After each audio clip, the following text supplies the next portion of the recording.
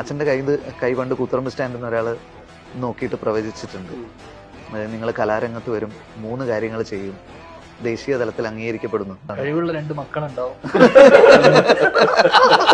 അതിലൊരുത്തനൊരു മണ്ടനായിരിക്കും. അതാണ് 3 കാര്യം.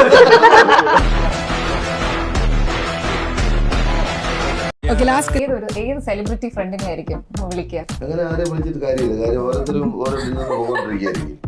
അപ്പൊ പിന്നെ നമ്മൾ അവരെ വിളിച്ചിട്ട് ഞാൻ ഒറ്റയ്ക്ക് പോകും ഡിന്നർ കഴിക്കാൻ. മാത്രമേ ഉള്ളൂ. ഒരു ലോങ് ഡ്രൈവിന് പോകാനാണെങ്കിലോ? ലോങ് ഡ്രൈവിന് പോകുമ്പോൾ ഡ്രൈവർ ഉണ്ടല്ലോ,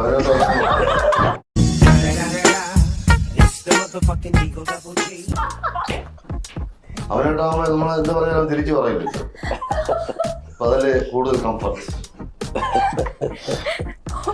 ഒരു പ്രശ്നത്തിൽ പെട്ടെന്ന് ആരെ വിളിക്കും? ഒരു സെലിബ്രിറ്റി ഫ്രണ്ട് എന്ന് പറഞ്ഞ് വിളിക്കാൻ ആരോ ഉള്ള?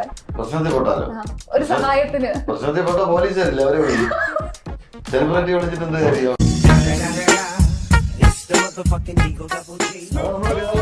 അവരെ വിളിക്കും.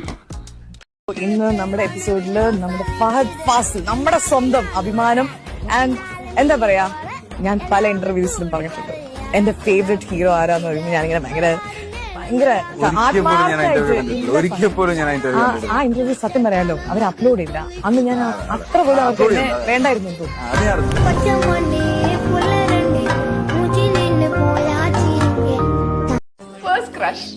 First crush I think Hrithik Roshan. Yeah.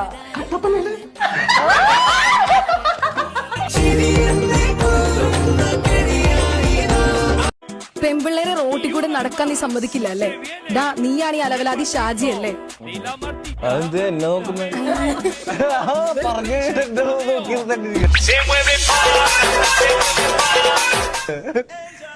നീ കമ്മിറ്റഡ് ആണെന്ന് പറഞ്ഞല്ലോ, അലവലാതി ഷാജി എന്ന് വിളിക്കാലോ.